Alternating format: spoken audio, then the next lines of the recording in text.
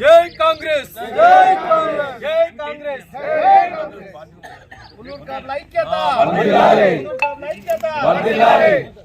రైతుల ఐక్యత, రైతుల ఐక్యత, జై మున్నూరు కాపు. ఇది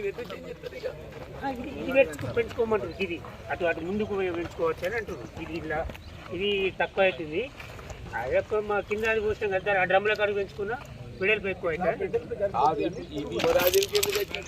అది అప్పుడు అట్లనే నిజమే, అది ఎందుకు దాని వినియోగం లేకుండా అయిపోతుంది.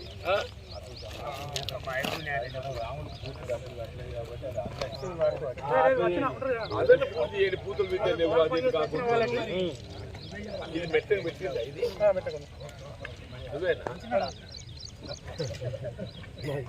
ఇది కొంచెం విరిగారని చెప్పి అంటున్నారు.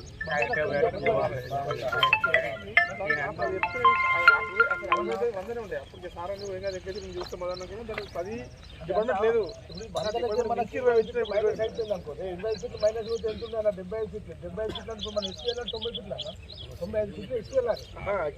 ఉంది. సారా రోజు మనం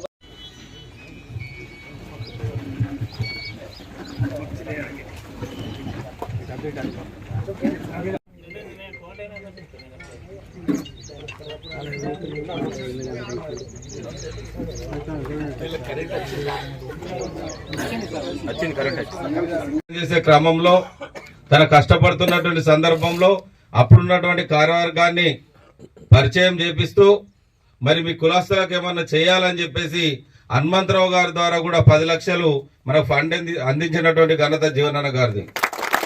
అదే కరీంనగర్ వెళ్లి సంతోష్ కుమార్ ఎమ్మెల్సీ గారిని కలవగానే వారితో కూడా ఒక 5 లక్షల రూపాయలు మనకు నిధిని అందజేయడం జరిగింది. ఇట్లా తెలియజేసుకుంటూ పోతే పైకి రావాల్సిందిగా ఆహ్వానిస్తున్నాం. ఉప్పాల అశోక్ గారు, అడప గంగారాం గారు, రాజ్ కుమార్, రాజన్న, అంజయ్య, అడప గంగారాం గారు, అదేవిధంగా మెట్పల్లి నుంచి చేసినట్టు దయచేసి అన్యతగా భావించదు. ఇది మనందరి స్థానిక నాయకులు విజయ్ గారు మందిరాలు కడితే అక్కడ ప్రతి రూపాయి నా చేతుకుంటేనే ఖర్చు పెట్టినా, ఇక్కడ కూడా ఒక రూపాయి దుర్వినియోగం కానియలే, ఇక్కడ కూడా ఒక చేయాలి. దాని చైర్మన్ కమలాకరావు వీరి సమకాలికులు, కాంగ్రెస్ నాయకులు, వారికి తెలుసు, వారే నిధులు సమకూర్చారు. అందుకొరకు నేనేం చెప్తున్నా అంటే డబ్బు జిమ్మదారు నాది, డబ్బు ఉంటేనే అన్నీ అవుతాయి. మనం ఇప్పుడు పేదోళ్ళం కాదు, ఆర్థికంగా బలంగా ఉన్నాం, రాజకీయంగా చైతన్యవంతులమైనం. ఇది పూర్తి చేయడానికి మీరు ఆర్థికంగా మీరు సహకరించండి. ఈ ప్లాట్ఫామ్ను వేదికగా చేసుకొని మీరు రాజకీయంగా ఎదగండి. నాకు ఈ అవకాశం ఇచ్చినందుకు థ్యాంక్స్ సార్. మీ సంక్షేమానికి, మీ అభివృద్ధికి ఎన్నో రోజులుగా డెవలప్మెంట్ కాకుండా వెనుకబడ్డటువంటి కళ్యాణ మండపం యొక్క నిర్మాణం కోసం ముందుకు వచ్చి 20 లక్షల రూపాయల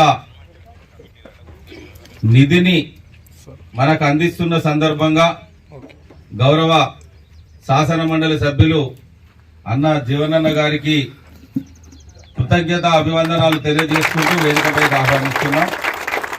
వీరికి కళ్యాణ మండప నిర్మాణ కమిటీ సన్మానం చేయాల్సిందిగా కోరుచున్నాం.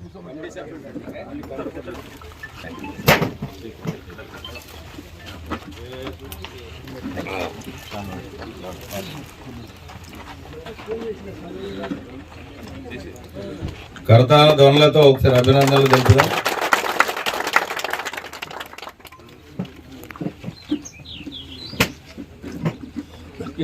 ఈ రోజు ఇచ్చి 20 లక్షలు మాత్రమే కాదు, ఫంక్షన్ హాల్ నిర్మాణం పూర్తయ్యేంత వరకు కూడా సహకరిస్తామని చెప్పేసి హామీ ఇచ్చారు. మరి జీవనన్న మనకు ఏ విధంగా అయితే హామీ ఇచ్చారో మరి వారికి కూడా మనందరం తోడ్పాటు ఉండే విధంగా మనం హామీ ఇవ్వాలని సందర్భంగా తెలియజేస్తూ, అన్న మీరు మీ సహాయ సహకారాలు మాకు అందించినంత కాలం తప్పకుండా భగవంతుని దయ వలన వారి ఆశీర్వాదంతో తప్పకుండా మిమ్మల్ని అభివృద్ధి పదంలో నడిచే విధంగా మా ప్రతి మున్నూరు కాపు సోదరుడు కూడా ప్రయత్నం చేస్తాడని చెప్పేసి కళ్యాణ మండపం సాక్షిగా మీకు హామీ ఇస్తున్నాం. తప్పకుండా మీరు కూడా మా కులస్తులకు, మా విద్యార్థులకు, మా రైతులకు, మీరు రైతుల పక్షపాతాన్ని రాష్ట్రమంతా కూడా తెలుసు. మరి ఆ రైతుల్లో ఎవరు ఎక్కువ ఉంటారంటే మున్నూరు కాపులు ఎక్కువ ఉంటారు. మరి ఈ విధంగా మాకు అభివృద్ధి పదంలో నడిచే విధంగా మా మున్నూరు కాపుల సంక్షేమం కోసం విద్యాపరంగా కానివ్వండి, అదేవిధంగా ఉద్యోగం పరంగా కానివ్వండి చేయుతనివ్వాలని చెప్పేసి కోరుకుంటూ, మరి వారు ఈరోజు వారు ఇచ్చేటువంటి ప్రొసీడింగ్ని మన అందరం కూడా వారి చేతుల మీదుగా తీసుకున్న అదనంతరం వారి యొక్క ఆశీర్వచనాలు మనకు అందజేయాలని కోరుతున్నాం. గౌరవ పెద్దలు మన జీవనన్న గారికి మరియు మన కుల సోదరులు, కుల బాంధవ్యులు అందరికీ నా యొక్క నమస్కారాలు తెలుపుతూ, సోదరులారా, ఈ జీవనన్న ఇప్పుడు కాదు మొదటిస్తుంది. మన వెంట తను ఉన్నాడు, తన వెంట మనం కూడా ఉన్నాం. ఇప్పుడే కాదు ఎప్పుడు కాదు, నేను కూడా ఒకసారి తనతోటి 94 అంటే 30 సంవత్సరాల క్రితం తనతో నేను కూడా పోటీ పడ్డా. అప్పుడు కూడా మొత్తం మనకు కుల బంధువులు అందరూ జీవనన్న వెంబడి ఉన్నారు. అసలు జీవనన్న జగిత్యాల టౌన్లో ఏమంటారంటే చాలామంది నాకు అంటే ఆయన ఏం చేస్తాడు, ఆయన మీకే చేస్తాడు, ఆయనకు మీ వాళ్ళు అంటేనే బాగా ప్రేమ, మీరంటేనే బాగా ప్రేమ ఆయనకు. తర్వాత గ్రామాలకే ప్రత్యేక దృష్టి పెడతాడు, పట్టణానికి పెట్టడానికి ఒక అపోహకుడు తనకు. తర్వాత ఇంకొకటి ఏంటి అంటే తన ఎన్నో మన జగిత్యాల పట్టణంలో ఉన్న ఎన్నో టెంపుల్స్ కానీ, ఈ రెండు కానీ ధరలూరులో ఉన్న రామాలయం కానీ, తర్వాత విద్యానగర్లో ఉన్న రామాలయం కానీ, ఇవాళ దాన్ని తర్వాత ఈ బ్లాక్ మన పంచాయతీ మండల ఆఫీసు ముంగట ఉన్న ఆ ల్యాండ్ను కాపాడడంలో కానీ, అక్కడ ఉన్న టెంపుల్స్లో కానీ తన యొక్క ప్రధాన పాత్ర ఉండి అది చేశారు. కాకపోతే దాని యొక్క ప్రచారం చేసుకోకపోవడం వలన ఒక కొంత అపోహ పెట్టి ఈయనేదో కమ్యూనిటీ అందరికి వ్యతిరేకము, హిందువులకు వ్యతిరేకం అనేది తప్పుడు, అది తప్పుడు. అది సోలారా మొదటి శుద్ధి అయితే మనందరూ తెలుసు, మన వెంటనే ఉన్నాడు. మనం కూడా ఈ ఎన్నికల్లో తన వెంట ఉండి నడవాలి. ఎక్కడి నుంచి అని ఎవరెన్ని చేసినా ఎంత వచ్చినా మొదటి శుద్ధి మనం ఉన్నాడు. యునానిమస్గా ఈసారి మాత్రం ఇవే తనకు ఈ పార్లమెంట్ ఎన్నికల్లో ఇవే తనకు చివరి ఎన్నికలు. మనందరము మన బంధువులు, మన హితువులు, సన్నిహితులు గ్రామాలలో పోయి మనం ఇంకెక్కడైనా మెట్పల్లి, కొరుట్ల దాదాపు దగ్గర మనకు నిజామాబాద్ వరకు కూడా మన బంధుత్వం ఉంటుంది. కాబట్టి ఈ నిజామాబాద్ పార్లమెంటు పరిధిలో మనం అందరము తన కోసము అహర్నిశలు కష్టపడి ఒక ఢిల్లీ గీట అయినట్టయితే ఇవాళ మన చెరుకు రైతుల సమస్య కానీ, మామిడి రైతుల సమస్య కానీ, తర్వాత మనకు కూడా ఒక ప్రాజెక్టు కూడా అవసరం ఉంది. ఇక్కడ నుంచి తన మొదటి కూడా అంటుండు, జగిత్యాల నుంచి నేరుగా మంచిర్యాలకు ఒక రైల్వే లైన్ ప్రపోజల్ తనకి ఢిల్లీ గెలిపించినట్టయితే తప్పకుండా మనకు ఈ నుంచి ఒక రైల్వే లైన్ కూడా మనకు వస్తుంది. మరి మనందరం ఈ జగిత్యాల మరియు నిజామాబాదు ఈ ప్రజల అందరి అవసరాలు దృష్టి పెట్టుకొని తన గెలుపుకు మనం అందరం తప్పకుండా కృషి చేయాలని కోరుతూ, నాకు ఈ అవకాశం ఇచ్చిన మీ అందరికి ధన్యవాదాలు తెలుపుతూ, ఇందులో ఎలాంటి భేదాలు లేకుండా మనందరం అవుట్రైట్గా ఈ ఎన్నికలు చేయాలి. మన ప్రియతమ నాయకులు మనకు ప్రకటించిన 20 చేయడానికి వచ్చినందుకు వారికి మా మునూరు కాపు కులస్తులందరి తరపున నేను కేసుకున్నా. కాబట్టి నిర్మాణ కమిటీ మా 15 మంది సభ్యుల తరపున సార్ మీకు ప్రత్యేక కృతజ్ఞతలు. సార్ మొన్న అవకాశం దొరకలేదు సార్. ఇవాళ ఒక విషయం చెప్పాలనుకుంటున్నా. 10 సంవత్సరాలు నేను మిమ్మల్ని విడిచి వెళ్ళిన, నేను కాంగ్రెస్ వంశంలో వెలిగిన 2014 ఎందుకో మిమ్మల్ని విడిచి వెళ్ళాల్సి వచ్చింది. దానికి ఇప్పుడు మేము బాధపడుతున్నాం. మిమ్మల్ని విడిచిన తర్వాత తెలిసింది మీ విలువ అంటే ఏందో. ఒక విషయం చెప్పాలి, జీవనన్న ఔదార్యం గురించి నా జీవితంలో గడిగిన ఒక సంఘటన మీకు చెప్పాలి. నేను కండువ కప్పుకున్న మళ్ళీ తిరిగి నేను మాతృ సంస్థలకు వచ్చిన రోజు నాకు అవకాశం రాలేదు. ఆ రోజు టైం తక్కువ ఉండే. నేను జీవనాన్న దగ్గర ఉన్నప్పుడు నాకు అప్పులై నేను ఢిల్లీ పోయినా, దుబాయ్ వెళ్దామని. ఏ రోజైతే పాస్పోర్ట్ తీసుకొని నేను దుబాయ్ వెళ్ళినో అదే రోజు జీవనన్న వారి రాజకీయ పనుల మీద మనకు టెలిఫోన్ ఎక్స్చేంజ్ ఏదో ఉండే, అప్పుడు చొక్కరావు పార్లమెంట్ మెంబర్ వారు వచ్చిండ్రు. నేను ఏ రోజైతే ట్రైన్లో బాంబే నుంచి ఢిల్లీకి చేరుకున్నా వారు ఫ్లైట్లో వచ్చిండ్రు. వచ్చిన వెంటనే ఏపీ భవన్ గేట్ దగ్గర నన్ను ముందు తీసుకొని వారి రూమ్లోకి తీసుకొని పోయి తలుపు దగ్గరేసి కూర్చోబెట్టుకొని నువ్వు దుబాయ్ ఎందుకు పోతావు, నీకు నేనేం చేయలేనా అని అన్నాడు. సార్ మీరు చేయవచ్చు, ఏమన్నా వర్కులు ఇప్పిస్తారు కావచ్చు, కానీ వాటికి కూడా డబ్బు కావాలి కదా, నన్ను వెళ్ళనివ్వండి, నేను వెళ్ళొచ్చిన తర్వాత మళ్ళీ మీ వెంబడే ఉంటానన్న. సరే అని ఆ నుంచి మళ్ళీ చొక్కరావు దగ్గరికి తీసుకెళ్ళిండ్రు కారులో కూర్చోబెట్టుకొని.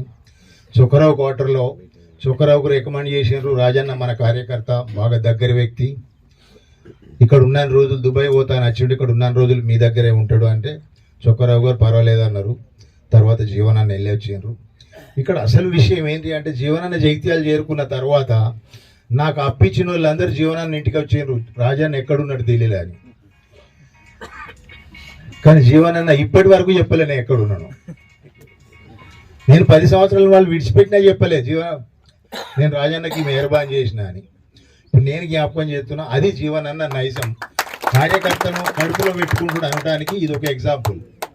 రెండవది, నేను ఎవరిని తీసుకుపోయినా నిమ్స్లో వారి దగ్గరికి పోయి అన్నాకి వీళ్ళని తీసుకొచ్చినా మీరు ఉండాలంటే ఆ తీసుకుపోయిన కేసుకు ఒక పరిపూర్ణత దొరికేదాకా న్యాయంబడే ఉండి దానికి ఒక రూపం ఇచ్చి అడ్మిట్ చేయించి తర్వాత వెళ్ళేది.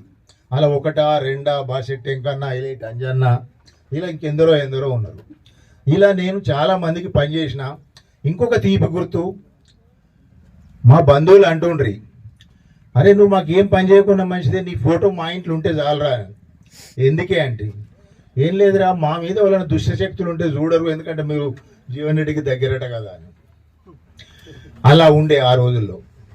అంటే మీ పేరు చెప్పుకొని మేము ఏం పని చేసుకోకున్నా కానీ మీకు దగ్గరగా మెదిలినందుకే మాకు అంత గౌరవం అవి దొరికినాయి. అది రాయకల్ కావచ్చు, అప్పుడు సారంగపురం కావచ్చు, అప్పుడు మీకు ఈ మండలాలు లేకున్నా మనకు కొడిమేలు మల్యాలు ఉండే, నా సొంత మండలం మల్యాలు.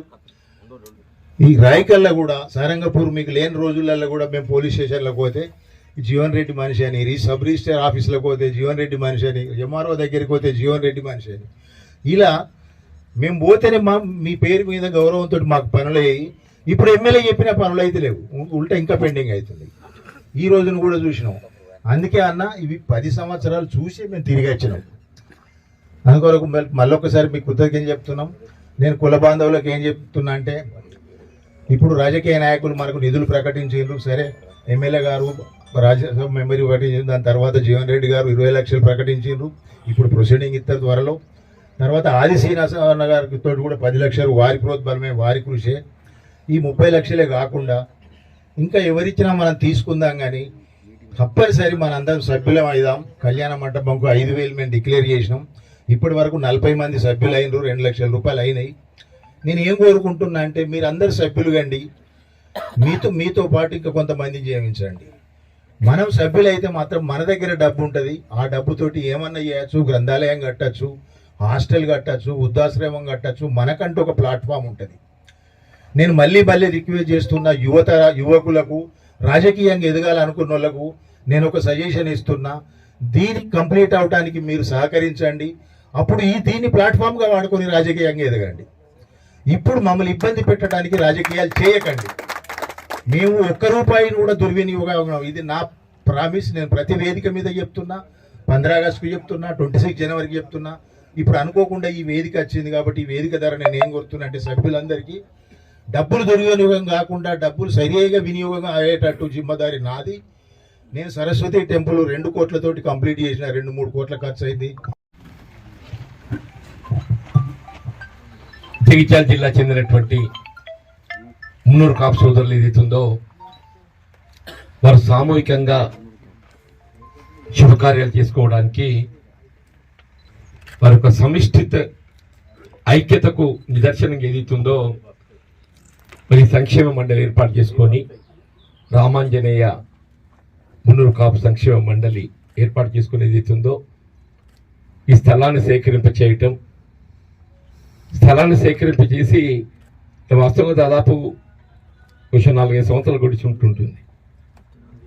నిర్మాణానికి సంబంధించి ఒక విధంగా చెప్పాలంటే కొంత జాప్యమైందని చెప్పక తప్పదని చెప్పంటుంది. సరే, కారణం ఏదైనా కానీ దీన్ని మళ్ళీ నిర్మాణానికి సంబంధించినటువంటి ఒక కార్యక్రమాన్ని చేపట్టాలనే భావన తలంపుతోని నూతనంగా వాళ్ళు కమిటీ ఏర్పాటు చేసుకోవడం, మిత్రుడు రాజ్ కుమార్ గారు అధ్యక్షుడుగా, సోదరుడు రాజన్న ట్రెజరర్. ఎందుకంటే నిధుల సేకరణ అనేది ప్రధానం కాబట్టి రాజన్న అంటే బాధ్యత ఉంచే విధంగా రాజన్నే కానీ, శ్రీరాములు గారు అంటే వారు వృత్తిపరంగా న్యాయవాదనే కాకుండా వీళ్ళ సమాజంలో ఏ వర్గమని కాకుండా అందరికీ అండగా నిలిచేటువంటి వ్యక్తిత్వం గల వ్యక్తి రాచకొండ శ్రీరాములు గారు చెప్పారు. వేదికను అలంకరించున్నటువంటి కిలాగడ్డ గంగన్న, ఇంకా మా మిత్రులు అంజన్న గారు, ఇంకా వేదికలు అలంకరించినట్టు రమణ గారే కానీ, అశోక్ గారే కానీ, ఇప్పుడు వచ్చిన చంద్ర సత్యనారాయణ కానీ, గురిజల రాజిరెడ్డి గారు కానీ, కార్యక్రమం నిర్వహింపజేస్తున్నటువంటి ఒక ఒడ్నాల రాజశేఖర్ గారు కానీ, ఇందులో పాల్పంచుకుంటున్నటువంటి ఒక రైతు సోదరులు, మున్నూరు కాపు బాంధవులు, పాత్రికేయ సోదరులకు అందరికీ హృదయపూర్వకంగా నమస్కారాలు చెప్తూ, అంటే వాస్తవంగా ఇలా ప్రతి కులానికి ఒక వృత్తి ఉంటుంది. ఇలా మనకు సంబంధించినటువంటి వృత్తి ఒక విధంగా చెప్పాలి వ్యవసాయం అని చెప్పక తప్పదని చెప్పంటుంది. చదువుకొని పిల్లలు వృత్తిరీత్యా ఉద్యోగాలు భవిష్యత్తు ముందుకు పోతున్నాం, మంచిది అది. కానీ ప్రధానంగా మన జీవన విధానం ఏదైతుందో వ్యవసాయంతో ముడిపడి ఉందని చెప్పంటున్నాం. కాపు కానీ గుడి కాపు కానీ మనందరం రైతు బిడ్డలం ఏం చెప్పంటున్నాం. దేశానికి పట్టడం పెట్టేది రైతు కాపులు అని చెప్పంటున్నాం. ఇప్పుడు మనం సుభిక్షంగా ఉంటేనే దేశం సుభిక్షంగా ఉంటుంది. ఎవరమైనా కానీ రైతు సుభిక్షంగా ఉండాలని చెప్పి కోరుకోవాలి. రైతు కావాల్సింది వ్యవసాయానికి పెట్టుబడుల సమకూర్పు, మనం పండించిన పంటకు ధాన్యానికి గిట్టుబాటు ధర పొందగలగటం, ఈ రెండు ప్రధానమైన అంశాలని చెప్పండి. పెట్టుబడుల సమకూర్పులు ఏదైతుందో వ్యవసాయానికి కావాల్సిన సాగునీటి వసతి సౌకర్యం, ఎక్కడైతే ప్రత్యక్షంగా సాగునీటి వసతి సౌకర్యం పొందలేవో మరి విద్యుత్తుపై ఆధారపడి వ్యవసాయం చేస్తున్నటువంటి వారికి ఆ విద్యుత్ భారం కాకూడదు అనేటువంటి ఒక భావనతో నాడు 2004లో వైఎస్ రాజశేఖర రెడ్డి గారు అని చెప్పంటున్నాయి. అంటే వాస్తవంగా ఎవరమే కానీ వ్యవసాయకంగా రాజశేఖర రెడ్డి గారు చేసినట్టు ఒక కార్యక్రమం మన జీవితకాలం కాదు, మన వారసత్వం కూడా మర్చిపోకూడదు చెప్పంట. వారసత్వం కూడా మర్చిపోకూడదు చెప్పంట. ఇది సాగునీరు, ఉచిత విద్యుత్తుతో పాటుగా వీళ్ళు పండించిన పంటకు ధాన్యం మద్దతు ధర పొందటం ఏదైతుందో ఒకప్పుడు నేను ప్రత్యక్షంగా ప్రజా జీవితంలోకి వచ్చి దాదాపు 4 దశాబ్దాలు గడుస్తుంది. అంతకుముందు ఏదైతుందో ధాన్యం పండించడం ఒక ఎత్తు అయితే దాన్ని అమ్ముకోవడం అంతకంటే రెట్టింపైన కష్టంగా మనం గమనించడమే. అప్పుడు 450 రూపాయలు మద్దతు ధర ఉన్నాడు, మార్కెట్లో పోతే 50 రూపాయలు కోత పడుతుంది. అటువంటిప్పుడు 2005-6లో నాకు గుర్తుందన్న గ్రామాన ధాన్యం సేకరణ కేంద్రాలు ఏర్పాటు చేశారు. గ్రామాన అందరు ఆశ్చర్యపోయినరు, ఇది సాధ్యమేనా అని చెప్పాను. ఎప్పుడైతే గ్రామాన ధాన్యం సేకరణ కేంద్రాలు ఏర్పాటు చేయడం జరిగిందో రైతుకు ఒక ఆత్మవిశ్వాసం వచ్చిందని చెప్పంటున్నా. ఇవాళ వరి ధాన్యానికి మద్దతు ధర పొందడంలో ప్రభుత్వం యొక్క బాధ్యత ఉన్నది, ప్రభుత్వం మనకు అండగా నిలుస్తున్న ఒక భావన కలిగించింది. మనం మొట్టమొదటిసారిగా వైఎస్ రాజశేఖర రెడ్డి గారని చెప్పక తప్పని చెప్పాలి. అందరు ఏదైతుందో ఒక పట్టుదలతో మా బిడ్డ జీవన్ రెడ్డి రైతు బిడ్డ అనే భావంతో చెప్పండి. నేను ఇవాళ కూడా చెప్పారు, రేపు ఎక్కడుంటా ఏ స్థాయి ఉంటా నా ప్రధానం కాదని చెప్పండి. ఎక్కడుంటా ఏ స్థాయి ఉంటుంది ప్రధానం కాదు అని చెప్పండి. గ్రామీణ ప్రాంతం రైతాంగం, రైతు కూలీలు, దళితులు, బలహీన వర్గాలు, మా ఆడబిడ్డలు అని చెప్పంటున్నా, మహిళా సంక్షేమం అని చెప్పంటున్నా, వాళ్ళ సంక్షేమం కూడా పాటుపడవద్దు బాధ్యత భావిస్తా అని చెప్పండి. ఇవాళ ఈ కళ్యాణ మంటపానికి సంబంధించి మిత్రులు వచ్చి అన్న నేను నిజంగా మీరు నిర్లక్ష్యం చేసింది ఇంతకాలం ఏదైతే ఎందుకు పట్టించుకోలేదు. నాకేదైతుందో గతంలో నేను కొంత అవకాశాలు పొందలేకపోయినా ఇవాళ దీన్ని పూర్తి చేయించే బాధ్యత నేను కూడా ఒక ముందు చెప్పాలి. నేను 20 అని చెప్పాలని 20 కాదు, సీతో 10, 30, 20, 30 కాదు, ఇంకా ఎంత అవసరం ఉన్నా ఏదైతుందో దీనికి నిధులు సమకూర్పు చేయటానికి నేను కూడా ఒక సోదరుడు మీకు ఎంచుకుంటాను. నేను ఆనాడు చెప్పిన వ్యక్తిగతంగా నేను కూడా 1 లక్ష రూపాయలు నేను చందా ఇస్తాను. ఎంతమంది సభ్యత్వం 7 లక్షలు ఇప్పుడే మా చెప్పిన అమిత్ తెమ్మని చెప్పిన అయ్యో నా వద్ద ₹1,00,000 ఇస్తాను, ₹1,00,000 చెక్ ఇస్తానని చెప్పాను. అది ఎవరి పేరు రాయాలో తెలియదు కాబట్టి బ్లాంక్ తెమ్మ పేరు రాద్దాం, ఎవరి పేరు రాయాలనేది. ఈ రాజానికి ఇస్తే రాసుకుంటే సంతకం పెడతాను. దయచేసి ఇది రాజకీయాలకు సంబంధం లేదు అని చెప్పి అంటున్నా. నేను ముందే చెప్తున్నాను, రేపు నన్ను అభిమానించే వాళ్ళు నాకు మద్దతు చేస్తారు. రాజకీయంగా ఆలోచన పరంగా విభేదించే వాళ్ళు విభేదిస్తారు. విభేదించినంత మాత్రాన తప్పు కాదు అని చెప్పి అంటున్నాను. అలా మనం అందరితోని మద్దతు పొందుతాం, అందరి యొక్క సహకారం పొందుతాం. ఇది ఒక కట్టుబడి ఉండేది కాదు చెప్పి అంటున్నాను. నిజంగా నా మీద ప్రేమ దయ ఉన్నట్టయితే తప్పకుండా నాకు మద్దతు చేస్తాను. కానీ కట్టుబడుతుంది కాదు అని చెప్పంటు. దయచేసి అందరికీ స్వేచ్ఛ ఉండాలని చెప్పి అంటున్నాను. నేను అందరికి చేతులెత్తి వేడుకుంటున్నా, నాకు అవకాశం వస్తే నాకు అండగా నిలబడి. కానీ అది కట్టుబాటు కాదు అని చెప్పండి. నేను ఏదో చేస్తున్నాను చెప్పండి మెహర్బానీ కాదు. ఒక రైతు బిడ్డగా నన్ను ఇంతకాలం రాజకీయంగా ఈ స్థాయికి ఎదగడానికి తోడ్పడ్డటువంటి ఒక మన మున్నూరు కాపు సోదరులకు అండగా నిలవడం నా బాధ్యత. కాబట్టి రేపటి కోసం చేస్తాను. నేను చేయబోయేది చేయాలని తలంచేది రేపటి కొరకు కాదు అని చెప్పి అంటున్నా. నిన్నటి వరకు ఈ స్థాయికి రావడానికి ఎదగడానికి తోడ్పడి నాకు అండగా నిలిచినటువంటి మీకు నేను రుణపడి ఉన్నా. కాబట్టి ఏదైతుందో నేను అది కొంత తీర్చుకోవాలని ఒక ప్రయత్నంలో భాగంగా నేను చేసుకోవాలని చెప్పాను. దయచేసి ఇంత మంచి అవకాశాన్ని కల్పించినందుకు నేను మిత్రులకు అందరికీ హృదయపూర్వకంగా ధన్యవాదాలు చెప్తూ సెలవు తీసుకుంటున్నాను. మీ నష్టం రాకుండా నేను చూసే బాధ్యత నాది అని చెప్పండి. కానీ అందరూ రైతు బిడ్డలు మేము కాపు అంటే మనం చదువుకొని విద్యావంతులం అవుతున్నాం. మన విద్యకు అనుగుణంగా ఏదైతుందో భవిష్యత్తు ముందుకు పోతున్నాం. అది ప్రధానం చెప్పంటారు. కానీ మన మన మన మన ఇక్కడ మూలాలు మాత్రం మర్చిపోవద్దు అని చెప్పండి. నాకైతే ప్రత్యక్షంగా రాజకీయంగా చెప్పంటున్నానే, నేను రైతు కుటుంబం రావడంతో నన్ను అది ఏ కాపు మున్నూరు కాపే కానీ గోనె కాపే కానీ గుడిని కాపే కానీ నన్ను మీ బిడ్డగా భావించాడు కాబట్టి ఈ స్థాయికి వచ్చినా చెప్పండి. నేను రాజకీయంగా ఈ స్థాయికి రావడానికి కొరకు ఏదైతుందో వ్యవసాయ కుటుంబాలు ఇవాళ మీరు మనందరం మొగోళ్ళు వీడ నన్ను మనకంటే ఆడోళ్ళు నన్ను ఆత్మీయుడు ఒక సోదరుడు భావిస్తున్నాను చెప్పంటున్నాను. ఎక్కడ ఏంటి ఆపద వచ్చినా నేను కనపడగానే ఒక ఆత్మీయుడు ఇంటికి వచ్చినట్టు ఏదైతుందో నన్ను ఆదరించుకుంటాను, నన్ను ఆదరిస్తాను చెప్పండి. అది నాకు జీవితం అంతకంటే తృప్తి ఏం కావాలి? జీవితంలో అంతకంటే తృప్తి ఏం కావాలని చెప్పంటున్నాను. నేను చిన్న ఉదాహరణ చెప్పంటు రాజని చెప్పినట్టు జగిత్యాల ఏదైతుందో జీవన్ రెడ్డికి అండ ఎవరు? మున్నూరు కాపు. ఎందుకంటే వీడు రైతు అనే నేపంతో ముందుకు పోతారు కాబట్టి. అప్పుడు 94లో తెలుగుదేశం పార్టీ అధికారానికి వచ్చింది. కాదు 94లో వచ్చింది చంద్రబాబు నాయుడు. చంద్రబాబు నాయుడు గారు వచ్చింది. రమణ గారు నాపై మొదటిసారి గెలిచింది. రమణ గారు మళ్ళీ పార్లమెంట్కి ఎంపికయ్యారు. వారు పార్లమెంట్కి ఎంపికైన తర్వాత ఈ అసెంబ్లీ స్థానం ఖాళీ ఏర్పడ్డారు. ఈ అసెంబ్లీ స్థానం ఖాళీ ఏర్పడితే నేను ఎట్లా ఉప ఎన్నికకు సిద్ధమవుతా కదా. ఒకటి ఓడిపోయి ఉన్నా అంటే వట్టి ఇట్లా కూసబుద్ధి కాదు కదా. ఇప్పుడు కదా వట్టి ఇట్లా కూసబుద్ధి కాక ఏదో ఒకటి ఇచ్చేదెక్కుదాం అని చెప్పి ప్రయత్నం చేస్తున్నాను. అప్పుడు మనం ఇచ్చే ప్రయత్నంలో భాగంగా ఉప ఎన్నిక. అప్పుడు తెలుగుదేశం వేవ్ మొత్తం రాష్ట్రంలో 11 స్థానాలకు ఉప ఎన్నిక అయితే 9 టీడీపీ గెలిచింది. మరి జీవన్ రెడ్డిని ఎదుర్కోవాలి, వీడిని అధిగమించాలంటే ఎట్లా? వీని బలం ఏదైతుందో మున్నూరు కాపు. ఈ మున్నూరు కాపును జీవన్ రెడ్డితో విడదీయాలి.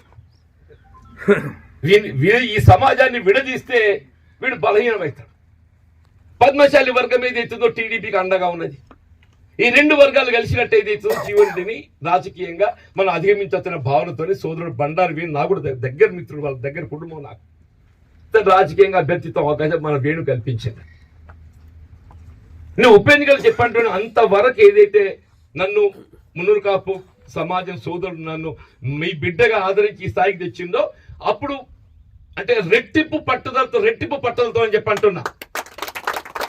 అరే ఇంతకాలం మనోడో చెప్పని చెప్పుకున్నాం. మనం ఏమైనా కష్టాలలో ఉన్నప్పుడు ఏదైతుందో మనం ఆయన దూరం చేసుకుంటే ఇది మనం మంచిదేనా అని చెప్పని నాకు ఆ విధంగా కాకుండా బొమ్మ వెంకన్న అడ్వకేట్ చెప్పండి, కరీంనగర్ పాప ఇప్పుడు స్వర్గస్థులు అయిన చెప్పండి బొమ్మ వెంకన్న. ఆయన వచ్చి ఇక్కడ క్యాంప్ వేసి 15 రోజులు 2 వారాలు క్యాంప్ వేసి నేను చెప్పంటున్నాను. మన హరిహరి పటేల్ నడిపోయిన వాళ్ళు మొత్తం కుటుంబం చెప్పంటున్నాను, మొత్తం హరిహరి పటేల్ నడిపోయిన కుటుంబం చెప్పంటున్నాను. ఏ పోచమ్మ వాడకట్టు కేంద్రంగా అభ్యర్థుండేనో మన వాళ్ళందరూ కూడా చెప్పంటారు. రాజకీయాలకు అతీతంగా ఏదైతుందో అంతకుముందు ఏ విధంగా నన్ను మీ బిడ్డగా నన్ను ఆదరించి నన్ను ఈ స్థాయికి తెచ్చిండ్రో అంతకంటే రెట్టింపు పట్టుదలతో ఏదైతుందో 54,000 మెజారిటీ అని చెప్పంటే ఎవడు కూడా ఊహించరు. ఇక లెక్కలు కడుతూ ఎవరికి ఎక్కువ మెజారిటీ వస్తుందని చెప్పని 1,15,000 ఓట్లు పోలైతే 54,000 మెజారిటీ వచ్చిందని చెప్పంటాను. నేను ఆశ్చర్యపడి ఇదేద్దరు ఇవి ఏ ఓట్లు అని చెప్పాను. రైతుకు అప్పు మాఫీ చేస్తే సోమరిపోతాయి. ఇది ఎక్కడి ఊహాచ అని చెప్పండి, ఇది ఎక్కడ ఆలోచన విధానం అని చెప్పండి. ఒక బడా పెట్టుబడిదారు వ్యాపారస్తులకు ఏదైతుందో మీరు లక్షల కోట్లు మాఫీ చేయ తలపెడుతున్నారే. రైతుకు 1,00,000 రూపాయలు మాఫీ చేస్తే ఎంత అవుతుంది? ఒకనాడు యూపీఏ ప్రభుత్వం మాఫీ చేస్తే 70,000 కోట్లు అయిందన్న. ఆనాడు ఐ థింక్ ఇట్ వాజ్ 2008 2008లో ఏకమొత్తంగా 1,00,000 రూపాయలు మాఫీ చేస్తే మొత్తం దేశంలో 70,000 కోట్లు అయింది. ఇవాళ 2,00,000 కోట్లు అవుతుంది కావచ్చు, ఇవాళ రెట్టింపు అవుతుంది 2,00,000 కోట్లు అవుతుంది కావచ్చు. ఒక 2,00,000 కోట్లకు ఎడైపు చేస్తే యావత్ భారతదేశంలో ఉన్నటువంటి రైతాంగాన్ని అందరినీ కూడా రుణ విముక్తులు చేయొచ్చు అని చెప్పండి. ఇంతకంటే గొప్ప కార్యం ఏముంటాయని చెప్పండి. నువ్వు నిజంగానే ఈ 3 కార్యక్రమాలతో సమాజంలో ఉన్నటువంటి యొక్క ప్రధాన ఉత్పత్తి రంగం వ్యవసాయానికి నువ్వు దోహదపడతావు, ఉపాధికి దోహదపడతావు. ఈ దేశాన్ని పట్టడన్నం పెట్టేట ఒక రైతును ఇవాళ మనం ఆదుకునేటువంటి వాడివైతే చెప్పంటాను. ఏ రాజకీయ పార్టీ కానీ దయచేసి చెప్పంటాను. నేను ఒక రాజకీయ పార్టీ ఏ రాజకీయ పార్టీ కానీ చెప్పంటున్నాను. దీన్ని కార్యాచరణ అమల్లో పెట్టగలిగినప్పుడు మాత్రమే ఈ దేశం పురోభివృద్ధి పదంలో పోతుంది. అందరికీ దేశ ప్రధానం అని చెప్పండి, దేశ ప్రధానం అని చెప్పంటున్నా. ఏ విధంగా జాతి ఐక్యత ప్రధానమో ఈ దేశం ప్రధానం అని చెప్పి ఈ దేశం ఉపాధి రంగంలో ముందుకు పోవాలని చెప్పంటే వ్యవసాయ రంగాన్ని బలోపేతం చేయాలి. అప్పుడు మాత్రం సాధ్యమవుతుంది. వ్యవసాయ రంగం బలోపేతం కావాలని ఈ 3 అమలు చేయగలిగినప్పుడు మాత్రమే సాధ్యమవుతుంది చెప్పండి. అది ఏ రాజకీయ పార్టీ కానీ ఈ 3 అమలు చేయాలని పెట్టినప్పుడు మాత్రమే ఏదైతుందో ఈ దేశ పురోభివృద్ధి పథంలో పోతుందనే ఒక భావన అభిప్రాయాన్ని వ్యక్తం చేస్తాను చెప్పండి. ఏదేమైనా అంటే నాకు మీతో ఉన్న అనుబంధం ఏదైతుందో నేను ఒక రైతు బిడ్డను వ్యవసాయ కుటుంబంలోకి వెళ్ళొచ్చింది. నేను ఒక రైతు బిడ్డను వ్యవసాయ కుటుంబంలోకి వెళ్ళొచ్చిన. నేను స్వయంగా వ్యవసాయం చేస్తున్నా. నేను స్వయంగా వ్యవసాయం చేస్తున్నా. నేను విద్యార్థి దశలో ఉన్నప్పుడు కూడా ఏదైతుందో నేను స్వయంగా వ్యవసాయం నేను రాటు కొట్టిన అని చెప్పి అంటున్నా. మాకు అప్పుడు ఆరంభంలో కూపర్ ఇంజిన్ వచ్చినాయి. మేము ఐఎంఎస్ లోన్ ఏదైతే కూపర్ ఇంజిన్ ఎత్తుకొని దాంతో వ్యవసాయాన్ని ఆరంభం చేసిన అని చెప్పంట. ఇవాళ కూడా చెప్పంటున్నా. నేను అందరు ఎవడైనా కౌలుకి ఇచ్చుకుంటున్నా పాలకి ఇచ్చుకుంటున్నా అని చెప్పంటే కోపం చేస్తాను. ట్రాక్టర్ కిరాయి పెట్టుకొని దున్నించుకోవా, ట్రాక్టర్ కిరాయి పెట్టుకొని దున్నించుకో, హార్వెస్టర్ పెట్టి కోపియ్యు. ట్రాక్టర్ కిరాయి పెట్టుకొని దున్నియ్యు, హార్వెస్టర్ కోపియ్యు. ఈ 2 పనులు అయిపోతే నీ ధాన్యం సేకరణ కేంద్రాలు ఉన్నాయి చెప్పంటున్నాను నేను. నువ్వు కౌలుకి ఇచ్చుకుని పాలకి ఇచ్చుకుని ఎంత వస్తున్నాయో ₹1 ఎక్కువ తక్కువ నీకే తత్తాయి కదనే. నువ్వు రైతు వైపు పుట్టినందుకు ఏదైతుందో మన మన మన వృత్తి మనం ఎందుకు మర్చిపోవాలని చెప్పంటున్నాను. దాన్ని అనుబంధం చేయాలి. కొంత ఏమైపోయిందని అంటే మన ప్రత్యేకంగా వ్యవసాయం ఉన్న వారికి మనం కొంత ఇబ్బంది ఎదుర్కొంటున్నాం. ఏంటి, మన సమయానికి అనుగుణంగా కూలీల కొరత ఏర్పడుతుంది. ఆ కూలీల కొరత అధిగమించడానికి కొరకు ఏది ఇస్తుందో ఈ ఎన్ఆర్జీఎస్ కార్యక్రమాన్ని వ్యవసాయానికి అనుబంధం చేస్తే నీకు ఎకరానికి ఏది ఇస్తుందో ఒక 20 మంది కూలీలు అవసరం పడ్డట్టయితే ఆ 20 మంది కూలీలను ఎన్ఆర్జీఎస్ కార్యక్రమం కింద నువ్వు సేకరింపు చేసి వినియోగించుకునే విధంగా నీకు అవకాశం కల్పిస్తే ఇవాళ ఏంటంటే గుట్టలో కాంటూరు కందకాలు కొడుతున్నాం. మనం కాంటూరు నీటి నిల్వలు పెంపొందించుకోవడానికి చెట్లు నాటుతున్నాం. నువ్వు ఎప్పుడైతే హరితహారంగా చెట్లు నాటడానికి ఎన్ఆర్జీఎస్ కింద కూలీని వినియోగించుకుంటే పొలం నాటేసుకోవడానికి ఎందుకు వినియోగించుకోరాదే? నువ్వు హరితహారం కింద ఏదైతుందో చెట్లు నాటడానికి కొరకు ఎన్ఆర్జీ కూలీ వినియోగించుకుంటావు. పొలం నాటేసుకోవడానికి ఏదైతుందో నువ్వు ఎన్ఆర్జీఎస్ కూలీని మనకు అనుసంధానం చేసినట్టయితే ఎకరానికి గంగాన్ని చెప్పి ఒక 5,000 తగ్గుతాయి కదా. ఆ విధంగా దాన్ని అనుసంధానం చేసే విధంగా తప్పకుండా నేను చెప్పంటున్నా. నేను సరే నేను ఇవాళ కాంగ్రెస్ పార్టీ ప్రతినిధిగా ఉన్నా కాబట్టి కాంగ్రెస్ పార్టీ మట్టుకు మాత్రమే తప్పకుండా సూచన చేస్తానని చెప్పంటున్నా. ఎన్ఆర్జీఎస్ కార్యక్రమాన్ని మరింత పటిష్టం చేయడంతో పాటు రైతాంగానికి తోడ్పడే విధంగా వ్యవసాయానికి అనుబంధం చేసే విధంగా నేను సూచన చేస్తానని చెప్పండి. ఈ నిధులు పెంచాలి. ఇది మొన్న బడ్జెట్ చూసిందే 62,000 ఉండే గత సంవత్సరం ఈ ఎన్ఆర్జీఎస్ బడ్జెట్. సరే 72,000 ఉండే, దాన్ని 60,000 కుదించింది, 12,000 తగ్గింది. బడ్జెట్ వేరు కాలే 12,000 తగ్గింది అంటూనే క్రమేపీ ఒక 10 సంవత్సరం 10% బడ్జెట్ పెరుగుతున్నారని చెప్పండి. ఈ కనీస మద్దతు ధరతో పాటుగా ఎన్ఆర్జీఎస్ వ్యవసాయానికి అనుబంధం చేయబడ్డప్పుడు మాత్రమే రైతాంగానికి ఏదైతుందో వీళ్ళ ప్రభుత్వం అండగా నిలబడ్డట్టు భావించేటువంటి అవకాశం లభిస్తుంది చెప్పండి. వీళ్ళ రైతాంగానికి ఏదైతుందో పెట్టుబడి సమకూర్పు లోపల ఏదైతుందో మనం ఆశించిన ఫలితాలు పొందలేక ధరలు గిట్టుబాటు కాక రైతు రుణగ్రస్తుడైతుండే. మన రైతుని రుణ విముక్తులు చేయాలంటే ఏం చేయాలి? ఈ పేరుకపోయినటువంటి అప్పులను ఏకమొత్తంగా మాఫీ చేయాలి. ఈ సంవత్సరం ఏదైతుందో మన మొరార్జీ దేశాయ్ గారే మనకు ఆదర్శిస్తారు. నాటి చౌదరి చరణ్ సింగ్ రైతుకు ఆదర్శం ఎవరు? చౌదరి చరణ్ సింగ్ అని చెప్పి అంటున్నాయి. మన దగ్గర కాపు మన వర్గం మనం ఎట్లా మున్నూరు కాపీ కానీ గోనెగ కూడా మనం ఎట్లా చర్చించుకుంటామో ఉత్తర భారతంలో జాట్ అని చెప్పి అంటున్నా. మన ప్రధానమైనటువంటి ఒక వృత్తి వ్యవసాయం. ఈ దేశంలో మొట్టమొదటిసారిగా అలాంటి జనతా పార్టీ ప్రభుత్వం ఏర్పాటు కాబడటము ఏకమొత్తంగా రుణమాఫీ చేసే విధంగా కార్యక్రమాన్ని అమలు చే తలబెట్టింది చౌదరి చరణ్ సింగ్ అని చెప్పండి. ఆయన మొన్న భారత రత్న ప్రకటించింది. అట్లా ఎంఎస్ స్వామినాథన్ వ్యవసాయ ఉత్పత్తులకు కనీస మద్దతు ధర రూపొందించడం లోపల మార్గదర్శకాలను ఆయన రూపొందించింది. వాళ్ళిద్దరికీ మొన్న భారత రత్న ప్రకటించారు. భారత రత్న ప్రకటింప చేయడం అని చెప్పాలంటే వారి యొక్క ఆలోచన విధానాన్ని మనం అమలు చేసుకోవాలి. ఇలా మనం ఒక విగ్రహానికి దండేస్తామే. ఇలా బాబాసాహెబ్ అంబేద్కర్, సర్దార్ వల్లభాయ్ పటేల్ ఎందుకు వేస్తాము? వారి యొక్క ఆలోచన విధానాన్ని మనం జీర్ణింప చేసుకోవటం, అమలుకు ఏదైతుందో బాటపడాలని చెప్పాలి. చౌదరి చరణ్ సింగ్ కానీ స్వామినాథన్ కానీ భారతరత్న ప్రకటన చేసుకున్నామని చెప్పంటే వారి యొక్క ఆలోచన విధానాన్ని ప్రభుత్వం ఏదైతుందో అమలు చేయ తలపెట్టాలని చెప్పండి. ఇవాళ ఏమైతుంది? ఇవాళ ఏం జరుగుతుందని చెప్పంటే నేను పెద్ద పెద్ద బడా వ్యాపారవేత్తలకు ఏదైతుందో నాన్ ప్రొడక్టివిటీ అకౌంట్ ఎన్పి అకౌంట్ అని చెప్పని లక్షల కోట్ల రూపాయలు ఏదైతుందో వీళ్ళ రుణ వస్తువులు నిలిపివేసి అప్పులు మాఫీ చేస్తున్నాయి. ఇలా గ్రామీణ ప్రాంతంలో రైతుకు అండగా నిలిచేది ఎవరే? వ్యవసాయ కూలీలు అని చెప్పండి. ఆ వ్యవసాయ కూలీలు కూడా ఉపాధి మనం ప్రోత్సహించాలి. నిజంగా యూపీఏ చైర్పర్సన్ సోనియా గాంధీ గారు ఎక్కడ పుట్టిందో కానీ అందరం చర్చిస్తుంటాం. విదేశీ వనిత, ఆమెకి ఎవరికైనా మన భారతీయ సంస్కృతి సాంప్రదాయం మాట్లాడని చెప్పంటే మనం మాట్లాడుతున్నాం చెప్పంటారా? నిజమే, మన భారతదేశ సంస్కృతి సాంప్రదాయం ఆమెకు ఏ మేరకు అవగాహన ఉందో నేను చెప్పలేను. కానీ ఈ భారతదేశం యొక్క ఉపాధి రంగము, ఈ భారతదేశం యొక్క ప్రధాన ఉత్పత్తికి తోడ్పడే భావనతో ఏదైతుందో వీళ్ళ గ్రామీణ ప్రాంతంలో ఉండేటువంటి ఒక వ్యవసాయ కూలీలు అంటే రైతాంగం కూడా వ్యవసాయ కూలీ కాదు నాయన, మనం కూడా చెప్పంటున్నాను. జాతీయ గ్రామీణ ఉపాధి హామీ పథకం అని చెప్పంటున్నా. మహాత్మా గాంధీ జాతీయ గ్రామీణ ఉపాధి హామీ పథకం అని చెప్పంటున్నా. మనం ఎవరమన్నా ఒక్కసారి అందులో పేరు నమోదు చేసుకుంటే నీకు వారం రోజుల లోపల పని చూపెట్టే ఒక బాధ్యత ప్రభుత్వం చేపట్టిందని చెప్పండి. ఇంత గొప్ప కార్యక్రమంగా చెప్పండి. ఎవరు ఊహించి ఉండలే. ఇది అమలుకి వచ్చేంత వరకు సాధ్యమేనా?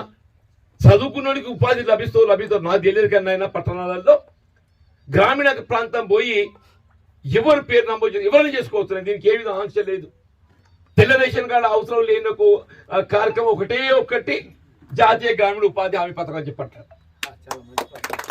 ప్రభుత్వం అమలు చేసే సంక్షేమ కార్యక్రమం ఏదైనా కానీ నీకు తెల్ల కార్డు కావాలా? తెల్ల కార్డు అవసరం లేకుండా మన ప్రభుత్వం యొక్క లబ్ధి పొందేటువంటి ఏకైక కార్యక్రమం జాతీయ గ్రామీణ ఉపాధి హామీ పథకం అని చెప్పండి. దానివల్ల ఇవాళ ప్రభుత్వం నిన్నటి వరకు ఏదైతుందో టీఆర్ఎస్ ప్రభుత్వం వివిధ సంక్షేమ కార్యక్రమాలు అభివృద్ధి కార్యక్రమాలు చేపట్టింది. హరితహారం గొప్ప కార్యక్రమం చెప్పంటున్నాయి. దాని నిధులు సమకూర్చి ఎక్కడికి వెళ్ళి NREGS జాతీయ గ్రామీణ ఉపాధి హామీ పథకం చెట్లు నాటడం, గుంతలు తీసే కాడికి వెళ్ళి మా సర్పంచ్ కెరక గుంతలు తీసే కాడికి వెళ్ళి చెట్టు నీళ్లు పోసేది కూడా అందులోకి వెళ్ళి పోసాడు సార్. నీ వైకుంఠ ధామాలు కట్టినవా అదే NREGS అని చెప్పంటున్నా. డంపింగ్ యార్డ్స్ అదే NREGS అని చెప్పంటున్నా. గ్రామ పంచాయతీ భవనాలు అదే NREGS అని చెప్పంటున్నా. గ్రామాలలో CC రోడ్లు అదే NREGS అని చెప్పంటున్నా. డ్రైన్లు అదే NREGS అని చెప్పంటున్నా. అంటే ఒకవైపు ఏదైతుందో ఇటు ఉపాధి కల్పన, అటు ఏదైతుందో అభివృద్ధి తోడ్పడేటువంటి ఒక కార్యక్రమం NREGS అని చెప్పంటున్నా. అది నిజంగా కూడా మన వరం లాంటిది అని చెప్పంటున్నా. అమలు చేయడం కొనసాగింపుగా ఇటు ఉచిత విద్యుత్తే కానీ, అటు ధాన్యం సేకరణ కానీ కొంత ఇబ్బందులు ఎదుర్కొన్నప్పటికీ కూడా ఏదైతుందో కార్యక్రమాలు అయితే కొనసాగుకుంటూ వచ్చినాయని చెప్పంట. ఇవాళ రైతాంగానికి ఏదైతే కనీస మద్దతు ధర అనేది ప్రధానం అని చెప్పంటున్నా. ఇలా ప్రభుత్వం ఏదైతుందో చట్టాన్ని రూపొందిస్తుంది. చట్టాన్ని మన వ్యవసాయ ఉత్పత్తులకు కనీస మద్దతు ధర అని చెప్పని చట్టాన్ని రూపొందిస్తుంది. MSP minimum support price. మనం ఇతరత్ర ఉత్పత్తికి ఏదైతున్నదో మాక్సిమం రిటైల్ ప్రైస్ అని ఉంటాయి, MRP. కేవలం వ్యవసాయ ఉత్పత్తులకు మాత్రమే కనీస మద్దతు ధర ఉంటాయని చెప్పంట. ఇంతకంటే తక్కువ ధరకి మార్కెట్లో విక్రయించకూడదు, ఎవరు కొనుగోలు చేయకూడదు. అంతకంటే తక్కువ కొనుగోలు చేసేది ఒక విధంగా చట్టపరంగా నేరం కిందికి వస్తుంది చెప్పండి. అంటే రైతుకు అండగా నిలిచే విధంగా వ్యవసాయ ఉత్పత్తులకు కనీస మద్దతు ధరను మనం రూపొందించుకోవాలని చెప్పండి. ఆ కనీస మద్దతు ధర అమలు చేయగలిగినప్పుడు మాత్రమే రైతుకు ఏదైతే ఒక ఆత్మవిశ్వాసం కలుగుతుంది చెప్పండి. వీళ్ళ ప్రభుత్వాలు ఈవెన్ కానీ వీళ్ళ వ్యక్తిగా నేనే కానీ, రేపు ఎన్నికల్లో అభ్యర్థులు ఎవరైనా కానివ్వండి చెప్పంటాను, రాజకీయ పార్టీలు ఎవరైనా కానీ చెప్పంటాను, మనం కోరుకునేది ఒకటే చెప్పంటాను నేను. మన వ్యవసాయ కుటుంబాలు మన అన్ని వ్యవసాయ కుటుంబాలే. చదువు అనేది మనకు భవిష్యత్తు ముందు పోవడానికి తోడ్పడుతుంది, దోహదపడుతుంది. మనం ఎంత విద్యావంతులమైన కానీ మన కుటుంబ నేపథ్యం ఏదైతుందో వ్యవసాయంకి వెళ్ళి ఆరంభమైంది. ఆ వ్యవసాయం మనకు నిలదొక్కుకోవాలి, బలంగా ఉండాలని చెప్పారంటే కనీస మద్దతు ధరకు చట్టబద్ధత కావాలని చెప్పండి. రేపు అధికారం ఏ రాజకీయ పార్టీ కానివ్వండి, వల్ల మనం ఒక పార్టీని సమర్థించబోతున్నప్పుడు ఏదైతుందో ఆ రాజకీయ పార్టీ యొక్క ఆలోచన విధానం ఏ విధంగా ఉంటుంది గమనించాలని చెప్పండి. ఈ కనీస మద్దతు ధరకు చట్టబద్ధత కల్పింప చేయబడ్డప్పుడు మాత్రమే మనం రైతాంగానికి ఆశించిన ఫలితాలు కల్పించగలుగుతామని చెప్పంటాం. ఆశ్చర్యకరమైతే మనం గమనిస్తే దేశ రాజధాని ఢిల్లీ సరిహద్దుల్లో సంవత్సరాల తరబడి ఏదైతుందో రైతు ఉద్యమం చేస్తుంది. ఎందుకు? ఏ కేంద్ర ప్రభుత్వం కనీస మద్దతు ధర చట్టాన్ని రూపొందించిందో ఆ కనీస మద్దతు ధరకు చట్టబద్ధత కల్పించాలని చెప్పాను. ఆ చట్టబద్ధత కల్పించలేనప్పుడు ఏదైతుందో కనీస మద్దతు ధరకు ఏదైతుందో దానికి విలువ లేకుండా పోతుందని చెప్పాను. ఎన్డీఏ ప్రభుత్వం మోడీ గారు ఏదైతుందో నిజంగానే అందరి దృష్టిలో కూడా బాగా చేస్తుంది. ఈ దేశంలో ప్రధాన ఉపాధి ఉత్పత్తి రంగం ఏంటి అంటే వ్యవసాయం అని చెప్పంటున్నాం. ప్రధాన ఉపాధి ఉత్పత్తి రంగం ఈ రెండు కూడా వ్యవసాయమే చెప్పంటున్నా. నువ్వు వ్యవసాయ రంగాన్ని ఎప్పుడైతే నువ్వు అండగా నిలవడం జరగదో నువ్వు పారిశ్రామికంగా ఈ దేశాన్ని ఇంత ముందుకు తీసుకోవాలని భావించి తలంచినా కానీ నువ్వు న్యాయం చేయలేవని చెప్పంటున్నా. గ్రామీణ ప్రాంతంలో ప్రత్యక్షంగా పరోక్షంగా 70-80% వ్యవసాయం పైన ఆధారపడ్డామని చెప్పండి. కాబట్టి కనీస మద్దతు ధరకు చట్టబద్ధ కల్పించే బాధ్యత ఇవాళ కేంద్ర ప్రభుత్వంపై ఉన్నది. అది ఏ పార్టీ అని కానివ్వండి చెప్పంటున్నా. వీళ్ళు ఒక పార్టీ పరంగా మాట్లాడడం లేదు. అది కాంగ్రెసే కానీ, భారతీయ జనతా పార్టీ కానీ, ఇతర ఏ రాజకీయ పార్టీ కానీ మీరు ఎంతవరకైతే వీళ్ళు వ్యవసాయ ఉత్పత్తులకు కనీస మద్దతు ధరకు చట్టబద్ధ కల్పింప చేయలేరో రైతాంగాన్ని ఓటు అడిగేటోడుగా నైతిక హక్కు మీకు లేదు అని చెప్పంటున్నాయి.